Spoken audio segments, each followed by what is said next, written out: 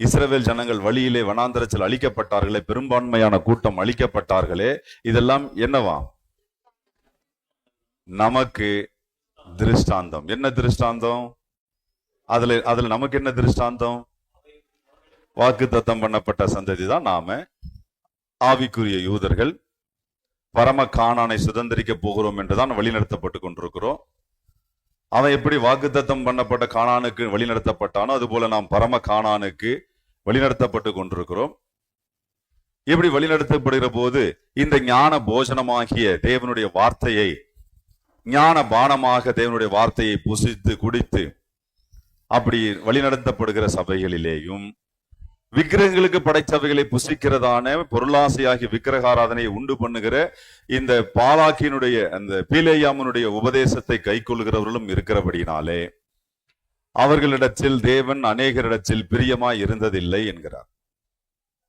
விளங்குதா பாருங்க. ஆகவே அவர்கள் வழியிலே அழிக்கப்பட்டார்கள். அவர்களைப் போல நீங்களும் இச்சையாமல் வழியில் அழிக்கப்படாமல் நாம் தப்புவிக்கப்பட வேண்டும் என்பதற்கு அவர்கள் நமக்கு திருஷ்டாந்தங்களாக வைக்கப்பட்டிருக்கிறார்கள். விளங்குதா? இஸ்ரவேலனுக்கு என்ன நடந்தது என்பதை நீங்க செக் பண்ணீங்கன்னா, அவனுக்கு நடந்தது போல நமக்கு நடந்துவிடக் கூடாது என்பதற்கு அவர்கள் நமக்கு திருஷ்டாந்தங்களாக வைக்கப்பட்டிருக்கிறார்கள். நமக்கு எச்சரிக்கை உண்டாக்கும்படியாக வைக்கப்பட்டிருக்கிறார்கள். 6 லட்சம் புருஷர்கள் எத்தனை பேர் கானானுக்கு வந்து சேர்ந்தா? என்னையா இது? 0.0001 கூட காணுமே.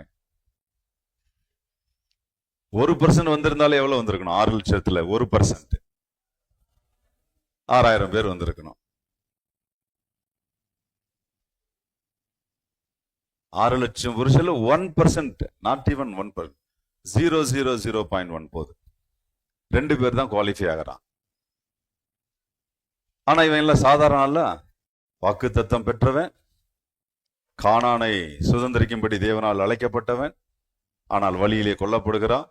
காரணம் என்னவென்றால் விக்கிரகங்களுக்கு படைத்தவைகளை புசிப்பதற்கு. புசிச்சார்களா? கொஞ்சம் சிந்திங்க.